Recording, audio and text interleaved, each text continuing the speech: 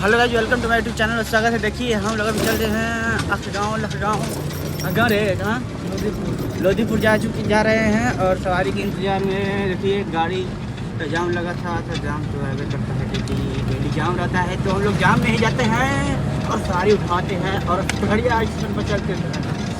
और देखिए ये बूढ़ा बाबा अभी जा रहे हैं अपने घर, हम भी चल रहे हैं सवारी के लेते हुए पर।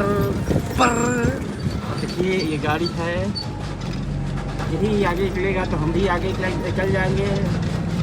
और आज चलिए हम पटना चलते हैं तो पटना का नज़ारा हम लोग को दिखाते हैं।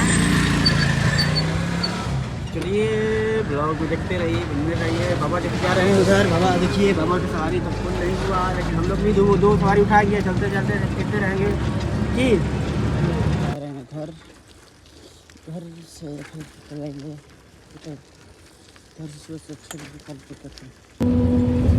हम